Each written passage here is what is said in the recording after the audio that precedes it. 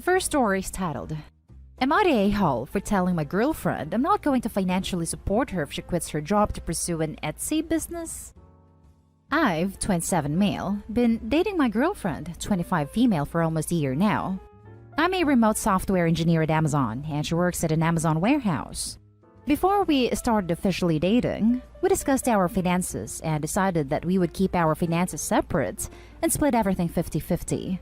I told her before we started dating that keeping finances separate and equal was important to me, and she agreed to it. However, she's lately been mentioning how she wants to quit her job because it's making her miserable and start focusing on her art more. I told her that was a bad idea and that she should at the very least have a different job lined up before she quits her current one, and that she could start her Etsy business as a side hustle on weekends and weekday evenings and then pursue it full-time if it's profitable. She's been passive-aggressive about it to me lately. She thinks because I make enough money to comfortably support us both, she should be able to pursue what makes her happy. I think my suggestions to her problem were reasonable. I don't think she needs to risk her income and dive headfirst into this art thing till it proves to be somewhat profitable. She doesn't even want to apply to any other jobs because she only wants ones where she can do something artsy. Am I the a-hole for saying I'm not going to financially support her if she decides to go forward with such a risky move? Edit. You really don't need to tell me your opinions about whether you think our 50-50 split is fair or not. We're both adults, and she agreed to it. I'm not making her do anything. I don't love my job either, but being financially responsible is important to me. I understand some people think splitting equitably is more fair, and I disagree with that. But that's okay. People can have different opinions and do what works best for themselves. But that's not what I'm really asking about in this post. Now for the top comments before reading the little update. Not a a-hole. Your suggestion to her is perfect. She's extremely immature and entitled. She can of course pursue what makes her happy, but at the end of the day, there are real bills to be paid, and if she can't do that while doing things that makes her happy, she needs to be an adult and keep a job that pays the bill. Absolutely keep your finance separately and don't give in to her request. Also, you have only been dating for almost a year. Imagine her entitlement if you are actually married. Good God. And if you Google advice about making a side hustle your main income, every site will tell you exactly what Opie told his girlfriend. Start slow, build up your available stock and customer base, and only when it actually takes off should you quit your full-time job. She's setting herself up to fail by going all in without anything set up at all. If I was her boyfriend, of only 1 year, I wouldn't want to completely support another capable, able-bodied adult either. Agreed. And she is making the suggestion because she is hoping to use Opie as her safety net. Not the a-hole. She's a new girlfriend, not a wife/sugar baby. You agreed to terms before you started dating, and now she figures she's riding the gravy train. I'd say this is a red flag, and to be careful about how she responds next.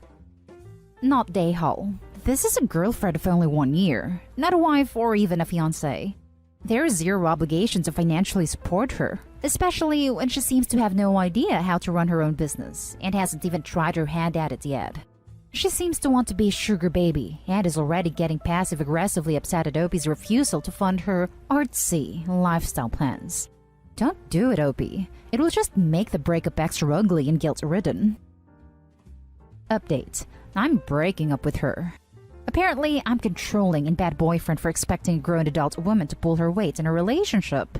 My exes were engineers too, and 50-50 worked great for us, and we have the same morals and drive. My current girlfriend is different from what I'm used to, but her creative, spontaneous, carefree side is not cute to me anymore. She's just irresponsible, and I'm tired of being the mature one. I'm done with this. I don't feel like she's an equal partner to me. I'm all for being entrepreneurial. A lot of my colleagues have ventured out on their own and become successful. My girlfriend has no plans and just wants to wing it and let her passion run free. I'm done with her. She is better off without me. Thanks, Reddit. Now for the next story. Am I the a-hole for how I reacted when my fiancé dropped our son off at my workplace? I'm male 27, am a nurse. My fiancé and I have a 1-year-old baby boy. Fiancé doesn't work. She decided to leave her previous job and stay at home. We've agreed that since I'm the one working, she's the one handling home chores. Our son's care is shared, meaning there are times when I handle his feeding, bathing, cleaning, etc. However, I made it clear that when it's time for work, she should be taking responsibility. So far, everything has been going according to what we agreed upon. But recently, she's been complaining about my shift hours changing, which is something I can't control obviously, because currently the unit lacks nurses, and it's impossible for me to do day-to-day planning because sometimes I'd work 12 hours, sometimes 15. So it's quite unpredictable. But I do my best to spend time at home and give my fiancée time for herself. Her cousin's wedding was 2 days ago. That morning, my fiancé wanted me to skip work and stay home with our son so she'd go to the salon with her sisters. I told her I can't just skip work for the day. I already had a long day shift that started at 7:45 a.m. till 6 p.m. I told her she could either call my mom or just wait for me to come home. She threw a fit and saying her cousin's wedding was important and I was being unsupportive. I left home after that and started my shift at the hospital. At around 1 p.m. when I was in the middle of work, it usually gets busier in the afternoon, I got a few missed calls from my fiancé. Then she sent a text telling me she was at the hospital's parking lot with our son. I went to meet her there. She wanted me to take our son and watch him till she gets back from the salon at 4. I lost it. I told her I can't watch our son when I'm in the middle of my shift, and she kept saying I should just let him stay with me and that it was okay. I absolutely lashed out at her. I called her unreasonable and selfish. She could have let someone watch him, but she said her family was busy. We got into an argument that she left him with me. I had to drive to Mom's house and let her have him till I finished my shift. I got home, but I was extremely pissed. My fiancé and her mom said I overreacted and that I was supposed to help since he's my son too. Mother-in-law said I was in the wrong for caring more about work than my own son, but I already told my fiancé I was busy. She wanted me to apologize for yelling and causing a scene, but I refused after this. I want to mention that she's normally fine with my work schedule until recently, and whenever there's an event, we'd both make arrangements and I'd stay with our son while she's gone. This time, I told her I was busy and that I won't be allowing her to distract me from work, but she was being stubborn, thinking I'm prioritizing work and being unsupportive. Those might be her mother's words, but my fiancé takes responsibility here. This misunderstanding, as my fiancé calls it, could have ended with a discussion. But her mother is determined to paint me as a bad parent who isn't pulling weight and taking part in responsibility in caring for our son. I'm tired of her and how she keeps judging me while ignoring her daughter's behavior. Mother-in-law said I was in the wrong for caring more about work than my own son. But getting her daughter getting her hair done is more important than your son? Not a-hole. You're right. My mother-in-law is just trying to put the blame on me no matter how hard I tried to explain to her that her daughter and I already talked about it, and that my work is important to me. I realized that this is my son too, and that he's my responsibility as well. But my fiancé is acting selfish at this point, and her mom refuses to see it. She put your son at risk and didn't care. You should be the one fuming at both of them. What was your son supposed to do at your work? Wearing a mask being 1-year-old? Shaking my head. Piggybacking onto this comment to ask Opie, why are you so focused on what the mother-in-law says? She can do a running jump. Have this discussion with your fiancé in private. Cut out the mother-in-law. Not the a-hole. Not the a-hole? Your fiancé and her mother sound like idiots.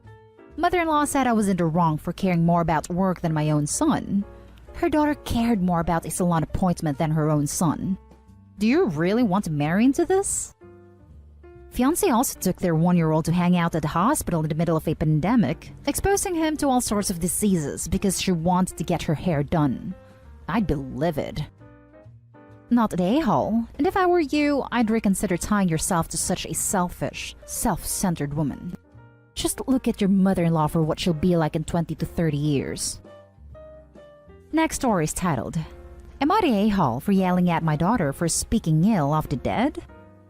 My daughter's 19 female stepmother, 31, died a week ago. She wanted to spend her last days at home, and when we knew the end was near, my daughter and I went into the room where she was laying. My daughter and her stepmom have had a contentious relationship throughout the years. And she had left the house at 18, telling her stepmother how much she hated her because we had asked her to pay for college by herself. However, when her stepmother got sick, There was a brief period where both she and her stepmother seemed pretty open to forgiving each other for whatever they felt that the other had done to offend each other. My wife had also said she hopes my daughter can go to college eventually. My daughter was away working as a waitress in another town, but when the end seemed near, she ended up asking friends to cover her shifts and drove back to our house. Their initial greeting with each other seemed pleasant, but then my wife fell asleep and my daughter went to her room. Then a week ago, doctors said she could go at any time. My daughter and I ended up going to her stepmom's room, and when my daughter went to reach for her stepmother's hand, her stepmother moved her hand away. But then her stepmother said to me, "Where is my daughter? I want to see my daughter." When my daughter tried to say something, my wife shook her head and said, "I don't want you here." My daughter walked out, and I brought my younger daughter, 5, in to see her mother. When I went to see my daughter later, she said she acknowledged that her stepmom was probably in a lot of pain. My wife died the next morning. My entire spirit is broken, and planning her burial the way she would have wanted and being with my 5-year-old has been the only thing that's kept me alive. After the small funeral we had, I let my daughter go over to my late wife's sister's home. The rest of the people from my family gathered to talk, including my older daughter. We were talking about how much my wife had to look forward to and how badly we feel for my daughter. My older daughter suddenly snapped and stood up saying, "Can we just get out what everybody except my dad is feeling?" She was a complete and utterly awful person who has done so much to make each of our lives miserable. Are we going to continue to pretend that she's a saint now that she's gone? I flipped out and told my daughter she could leave my house if she wants to continue speaking ill of the dead, and that I couldn't think of anything lower than speaking about someone who can't defend themselves, so she should settle her anger towards my wife on her own. My daughter ended up packing up her things and saying she was leaving. My relatives all got mad at me and asked if I was making talking about what kind of person my late wife was taboo forever. I told them that I didn't want to hear any of it, especially when we just buried her. Am I the a-hole? Now for the top comments. You're the a-hole. I can't imagine what you must be feeling having lost your wife. However, one of your wife's final acts was to cast your daughter aside. Your daughter seems to think that you enabled or allowed a lot of mistreatment by your former wife. I don't know how true that is, but from what you did tell us of her actions, it doesn't sound good. You sound like the kind of father that squashed down mistreatment of your own child, or put your head in the sand so as to not deal with it, and enable your wife's poor treatment of your daughter. Which is what you're doing once again. In fact, the reason this has likely happened is because you permitted your wife to treat your daughter poorly over the years, which built up a lot of resentment. I understand you're grieving the loss of a wife. Again, I can't even fathom that. But you're going to lose a daughter soon too. It's time to start cutting your losses. Unless you deal with this, her way of settling her anger on her own will highly likely be by either cutting you out of her life or having a very frosty relationship with you for a long time. I'm sorry for your loss. Important edit. Saw OP's comments where he says the reason he's not paying for his daughter's college is so he can pay to send the younger, his wife's, daughter to private kindergarten. Wow. So you'd not support your daughter's college education, something that really matters in life, because your younger real daughter has to go to private kindergarten, which you openly acknowledge was your wife's decision. Sir, it sounds like you and your wife have reaped exactly what you sowed. To be very clear, you and your wife were absolute a-holes.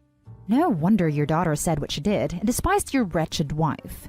Also, she will doubtlessly come to despise you as a failure of a father and failure of a man. You say you can't think of anything lower than someone speaking ill of someone who can't defend themselves? I'll help you with that. Something that is lower, and probably the lowest of the low, is selling out your daughter because you didn't have the spine to say no to a young lover.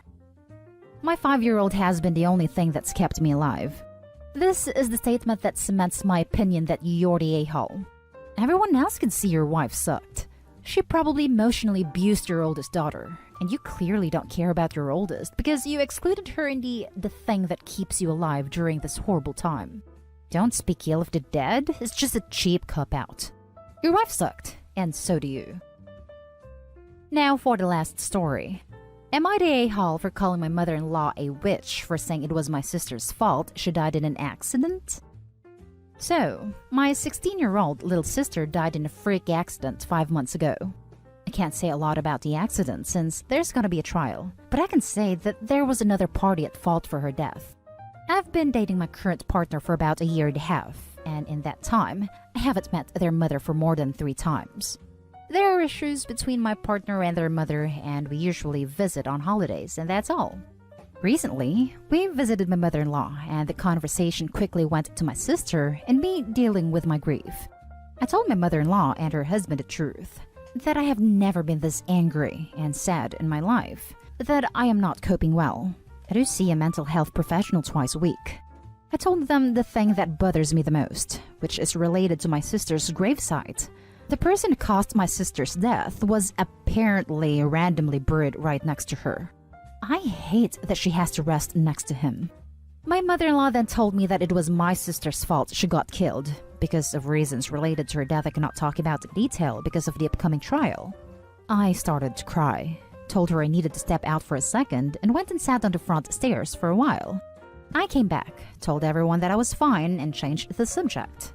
Mother-in-law then proceeded to tell me I was being weak, and I shouldn't have minded her saying that about my sister, since it was a fact that it was my sister's fault as well. We left. I told my partner I felt like my mother-in-law kinda ambushed me and I felt bad. My partner understood me completely and told me this was the reason they didn't have a relationship with their mother. Later, I told my best friends about this, and they disagreed with me and my partner. They told me I was just being too serious, taking things out of context, and since me and mother-in-law don't have a proper relationship, I probably just misunderstood her words. I don't think I did. I don't think anyone should watch their words around me, but I also think a person that doesn't know the whole story, even though I did tell my mother-in-law the circumstances of my sister dying, and she knew there is a trial coming, shouldn't say these kind of things, especially to their child's partner, especially in the stage of getting to know someone. So the question is, am I the a-hole for thinking my mother-in-law is being rude and weird about my sister's death? I honestly don't even know anymore. Not the a-hole. Dump your friends. Yeah, what the hell? With friends like those, who needs enemies? Not the a-hole. You don't even need to ask. Seriously, most people would have lost it on your mother-in-law if they were in your position. I honestly expected you to blow up on her, but yeah, your feelings are totally justified. Holy crap! NTA, NTA, NTA. First of all, I am so sorry for your loss, OP. Second, is your mother-in-law a freaking sociopath? I don't think she even makes a-hole territory because that is a whole new level of heartless. Even if the accident was 100% your sister's fault, you would still feel indescribable pain. We are human. There's no logic or fact when it comes to our emotions. There is no math for grief. We hurt when we lose who we love. Nitpicking over liability and blame is the job of insurance companies and attorneys. Her calling you weak for a very justified human reaction disrespects both your grief and your sister's memory. I'm so sorry she said that to you, and I would suggest not speaking to her until she sincerely apologizes. You need your space now. Best of luck. My thoughts are with you and your family. P.S. To hell with your friends. And that's the end of this video, folks. As always, leave a comment and hit like and subscribe. And if you want more of this content, turn your notification on to get updated on the latest videos. And I'll catch you in the next one. Stay safe.